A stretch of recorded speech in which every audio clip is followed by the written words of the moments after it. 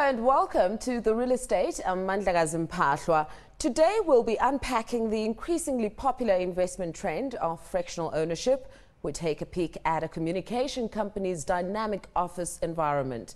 And in our resident expert slot, Home Run, we get back to property basics when Hilal Asher from LTech Properties talks to us through the realities of realty investments.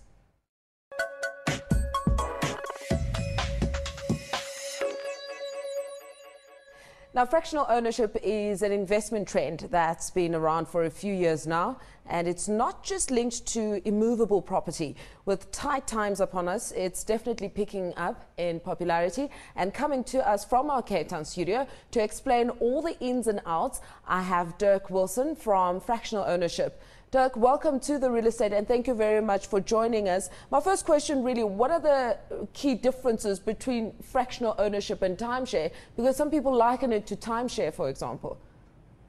Hi, Mandla. Firstly, thank you for having me on your show.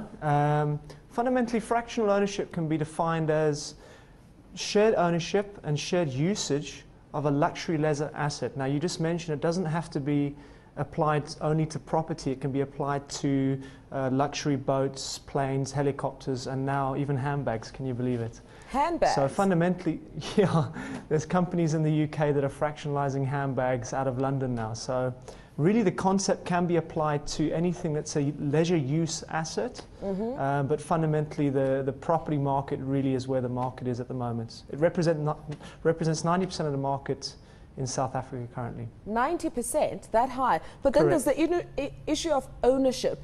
Do you actually get to own the property, part of it?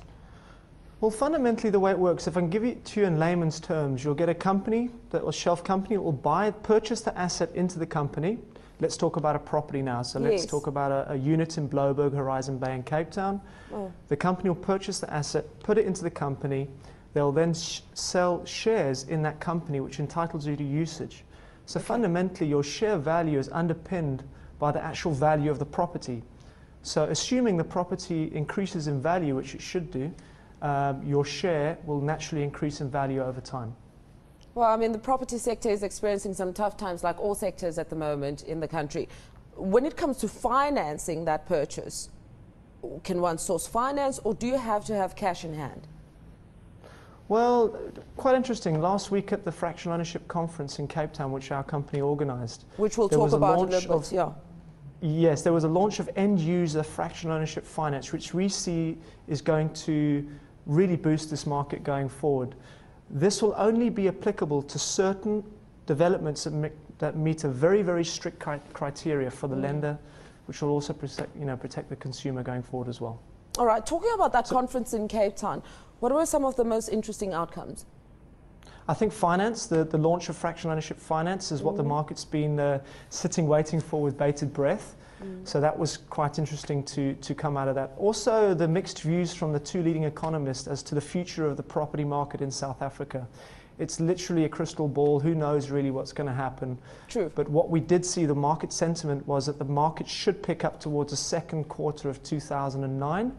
And naturally, with the fractional ownership property market being underpinned by property values, there's good times ahead, and probably a good time for developers to be purchasing fractional ownership stock in the current market climate to push through value-added price per share into the market over the next 6 months. Well, apparently we're seeing a lot of interest from foreigners as well in regards to fractional ownership. Tell us more about that. Well, if you can use our website as a measuring stick, which is quite nice, it's a generic media, let's say. We have about 50,000 people a year looking at our site. 26% of these users are from the global platform. We like to define those as the global users, predominantly coming from the UK, Australia, Dubai, the Netherlands, and New Zealand. An interesting question there was why those territories? And we see there's a lot of expats looking back into South Africa to possibly put a toe back in the water, invest into fractional ownership for the usage that they'd like to have while they're in the country, or just purely as a speculative investment over a long period of time. Even though fractional ownership should not be seen as a speculative property investment, it's a lifestyle investment. But the interest from the global market is definitely quite hot into Southern Africa right now. Talking about being a lifestyle investment, what type of properties are we looking at? Obviously, your higher end of the market. Well, yes, the market, what we see as classic fractions. If I can give you a working example, let's say a villa in San Lemire, Gulf Estate in the south coast of Natal. You can possibly buy a share, a 1/13th share, which will entitle you to, let's say, 4 weeks usage per year. That share could be valued at anything between 250 and 275 in the current market value. Okay. But let's say over 2009, 2010, you could possibly see that share selling for 300,000, let's say, as the property values increase and demand shrinks. Well, we've touched on the advantages of fractional ownership. Some of the disadvantages of offloading fractional ownership, for example.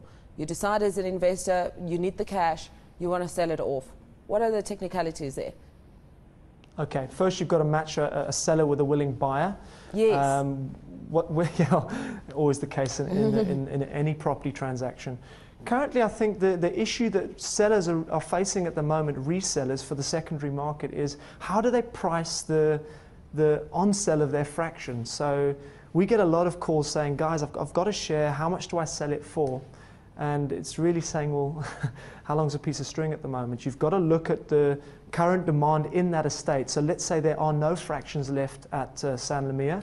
Naturally, you could possibly get a higher return on your share.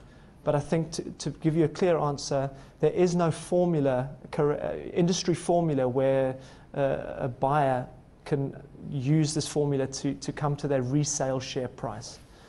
Okay, what would be your advice for anyone who's keen on getting into fractional ownership? Well, from a consumer perspective, we would strongly recommend that they ask the seller or the promoter if they're a SAFI-approved member. Now, SAFI is the South African Association of Fractional Intermediaries.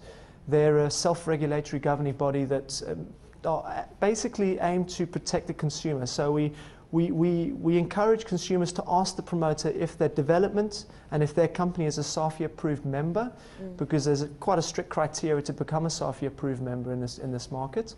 Okay. We would also then ask the consumers to speak to the seller and say, look, give me a breakdown of the levies for the next year, and to ensure that the levies will not increase, because as you know, with fractional, the levies will be shared amongst all the shareholders, typically 13, and you wouldn't want to get any nasty surprises 6 months down the line with an increase in levy. So ask those two questions. I would say another third question to ask would be, question the daily rates that the guys are promoting when you come to rent out your unused time, because sometimes the guys are they're promoting the highest possible rate you can get, and it leads to disappointment later down the line. So be realistic about the income return you get on the rental of your unused time, and draw your conclusions from that. Talking about time, Dirk, we've run out of time. Thank you very much for coming through. Thank you very much.